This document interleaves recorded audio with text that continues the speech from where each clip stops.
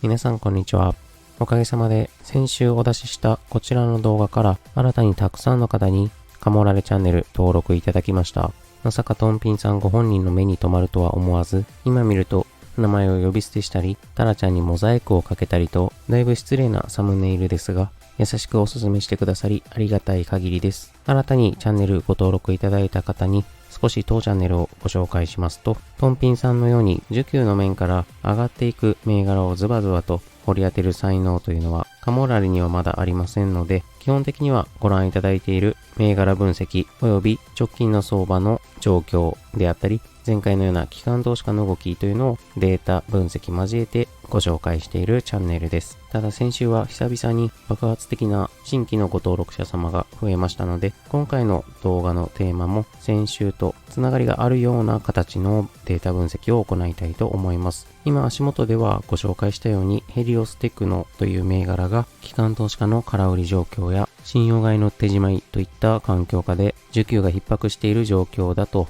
ご紹介しました。今回はこの銘柄に近い状態の銘柄、他にも需給が締まっていて踏み上げが起きそうな可能性の考えられるものをデータから発掘したいと思います。まず使うデータとしてはレンディング関係の2つの観点から見ていきたいと思いますので、最後どんな銘柄が上がってくるか今回も楽しみにぜひ最後までお付き合いください。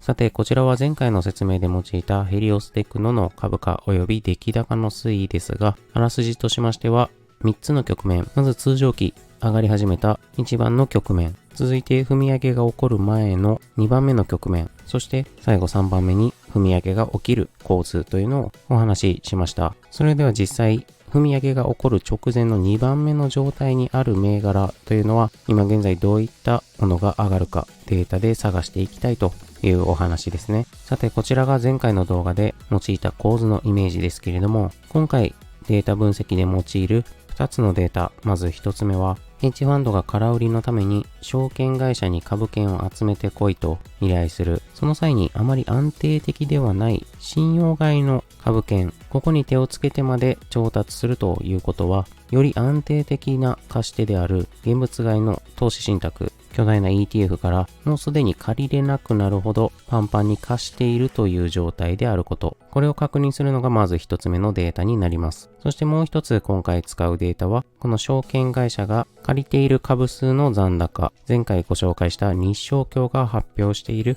貸付残高を年初来から各銘柄拾ってきて可視化しております。ということで、1番、2番のデータ順番にご紹介したいと思います。まずは ETF がパンパンにすでに貸し出している銘柄。前回の動画でも口頭でのみ軽くご紹介しましたが、ETF をはじめとする投資信託、今日銀が緩和策でお金をジャブジャブと流していますので、かなりの株券を保有している状態です。こういった現物買いのファンド、例えばトピックス連動型の投資信託ですと50兆円近く残高があると言われています。例えばとある銘柄で証券会社がヘッジファンドから株券を集めてくれ、空売りをしたいと言われた時に貸してと投資信託に依頼する。投資信託の中の例えば巨大な上場 ETF、そのとある銘柄を仮に500万株持っているとします。そうすると ETF に対しても日々資金の流出入がありますので、500万株丸々貸すわけにはいかない。頑張って貸せてもだいたい8割ぐらいの400万株までが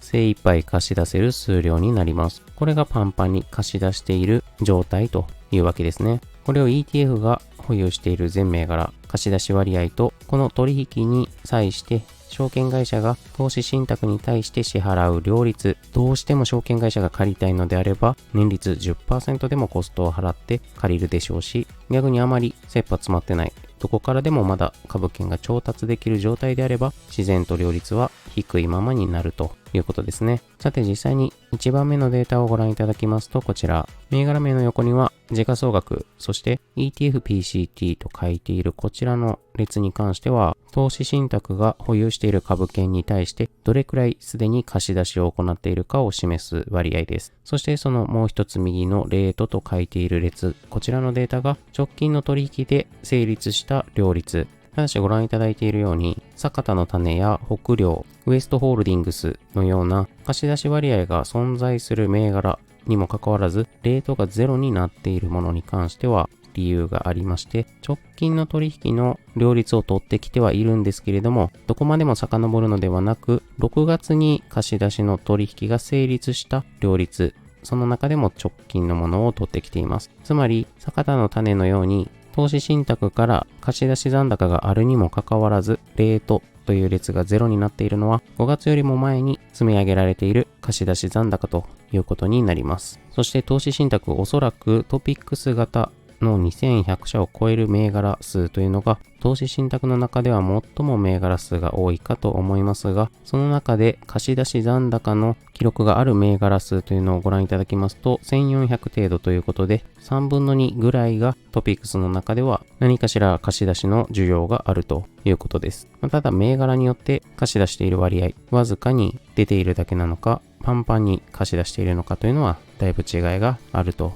いうことですね。それではもう一つ2番目のデータとして、貸付残高、日証協が発表するものが不動株に対してどれくらいの規模になっているかというのをデータとして用います。具体的にはこちら、前回ご覧いただいたヘリオステクノの例ですけれども、日証協が毎週出しているデータ、貸付残高、ご覧いただいている日付6月9日となっていますが、一番直近で23日の分まで出ています。この貸付残高と実際流通している不動株の株数、これを比較することで、どれくらい流通している株数のうちの空売りの需要が株を占めているのか、単純に銘柄横比較しようと思うと、何かしら割合に直さないといけないということで、その銘柄の不動株に対してどれくらい貸付残高があるかというふうに見ることとします。そうすると冒頭で年初来からデータを拾ってきたと申し上げましたが、ご覧のように縦軸に銘柄コード、そして横軸には日証協1週間ごとの日付、これが入っていてずらーっ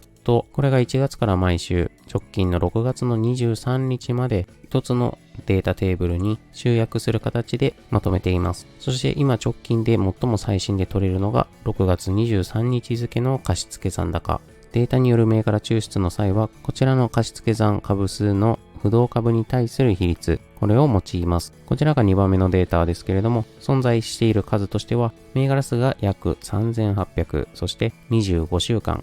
年初来から25週経ったということで、2023年も早半分が過ぎてしまいました。とんでもなく早すぎて怖い限りですけれども、一番直近のデータを用いて銘柄抽出を行うのになぜこんな壮大なデータテーブルにしたのかと言いますと、後ほどピックアップした銘柄の貸付残高の年初来推移というのをご覧いただきたいためです。ということで今ご覧いただいた貸付残高のデータを先ほど1番目のデータの右に追加しました。そうすると真ん中の2列のデータが投資信託がどれくらいパンパンに貸し出しを行っているかというデータおよび直近成立した貸し出し取引の両立、そして今右に追加したデータというのが日証協が発表している空売りの需要、不動株に対してどれくらい空売りの株数が需要として高まっているか比率にしたものです。まずは最初に投資信託側からのデータを見てみましょう。実際7割から8割ぐらいが各銘柄最大貸し出せる数量と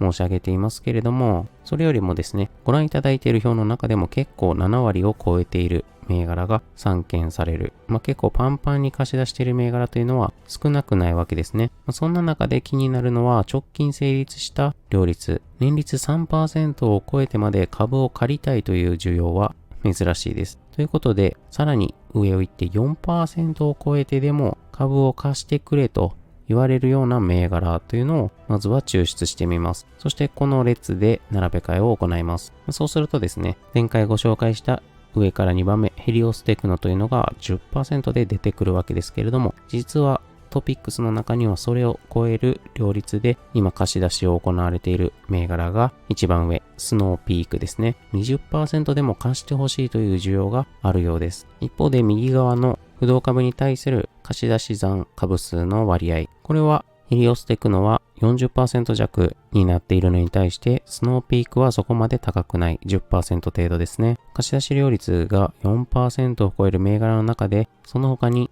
貸し出し残の割合が高いものというのは、エニッシュであったり DLE という銘柄が上がってきます。ただこの貸し出し残の比率なんですけれども、先週のデータを今追加しましたが、こちらから比較して増えている銘柄というのはあんまりなくて、今申し上げた DLE というのが5% 程度需要が高まっている。あとは減っているか微増程度になっています。ヘリオステクノに関しては1週間前のデータから約 6% 貸し出し残高が減っているという状態ですね。つまり空売りのポジションをどこかクローズし始めているところが出ているということです。一旦この投資信託側のデータから見たときに、すでに7割を超えていてパンパンに貸し出している銘柄、そして両率が高いヘリオステクノを含む3銘柄、この貸し出し残推移というのをご覧いただきたいと思います。先ほどデータテーブルにした2番目のものから3銘柄の推移をピックアップするとこちら、青線がスノーピーク、そしてオレンジがヘリオステクノ、緑がペッパーフードサービスとなっています。ETF、投資信託の貸し出しが天井になっていて、直近取引が高両率の銘柄、その中で貸付残がどのように推移しているか、今回はオレンジのヘリオステクノのような銘柄を探したいと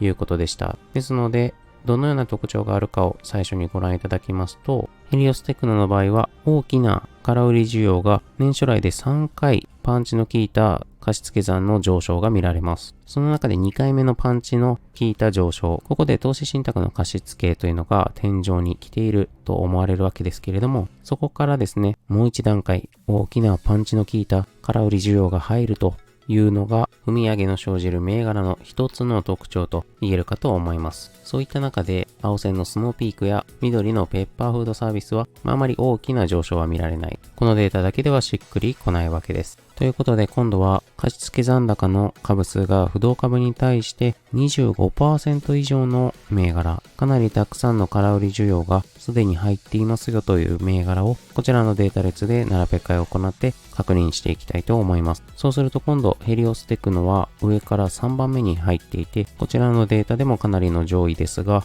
やはり空売り需要が高い銘柄を集めているだけあって、投資信託がすでに7割以上貸し出している銘柄がほとんどになっています。7割超えていないのは一番下のグノシーの 40.9% のみですね。ただパンパンに貸しているとはいえ、直近の取引両率に関しては大きいものもあれば小さいものもあるという状態です。先ほどと同様に上から3つの銘柄、GMB、JTEC コーポレーション、ヘリオステクノで年初来からの貸付残高の推移をご覧いただきますと、こちら、青が GMB、オレンジが JTEC コーポレーション、そして緑がヘリオステクノですけれども、やはり貸付残高の推移をご覧いただきますと、緑のヘリオステクノのようなパンチの効いた貸付残高の伸び、いわゆる空売りの需要の伸びというのは、他の2銘柄ではあまり見られません。ただ、青線の GMB に関しては、もともとほとんど需要がなかったところからだんだんと上がってきているというのは、今後注目していくポイントの一つにはなりそうです。さて、ここまで1番目の投資信託側から見たデータと2番目の空売り需要、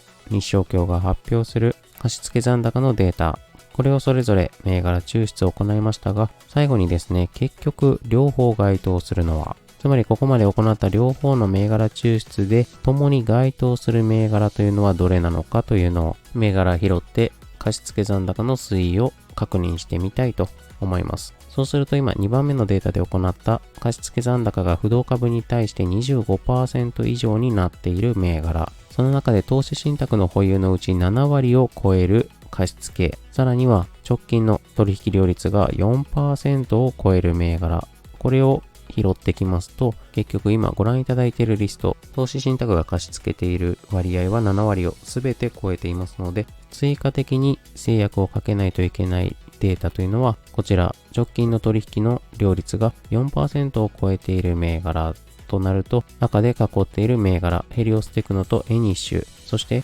DLE、さらにはヒーローズとなります。これが1番目と2番目のデータ、どちらからも需給が逼迫しているような板挟みの状態に近い銘柄と推察されるので、貸付残高の年初来の推移をご覧いただきますと、こちら、青のヘリオステクノのようなパンチの効いた伸びというのを確認してみますと、オレンジのエニッシュであったり、緑の DLE、こちらの貸付残高が直近1ヶ月で伸びているのがお分かりいただけると思います。ということで長くなりましたけれども、今回使った2つのデータからヘリオステクノに近いような状態の銘柄を探すとご覧のような銘柄が出てくるわけです。ただここから考えなければいけないのは、この伸びている空売りの需要が株価に即していないということ。ヘリオステクノの場合は、空売りの需要が高まっているにもかかわらず株価が落ちなかったのが踏み上げの一つの要素となりましたけれども、実はオレンジのエニッシュは株価がかなり落ちています。それよりはメモリ潰れがちになっているヒーローズの方がこの後の伸び方次第では化ける可能性があるんではないかと思われます。さて今回は2つのデータを用いましたけれども、本来であればもう一つ信用買いの残高、これを3つ目のデータとして用いたいわけですけれども、ここに関しては前回の動画でもご紹介したように東証が日々発表してはいるんですが、過去に訴求してデータを取れないということで、他のデータソースからのハンドリングを今考えているところ、今回の動画では間に合いませんでしたので、また次回以降ですね、このテーマでデータ分析を行う際に追加したいと思います。今回の動画少しでも役に立った、面白かったという方はチャンネル登録、高評価していただけますと幸いです。最後までご覧いただきありがとうございました。また次回の動画でお会いしましょう。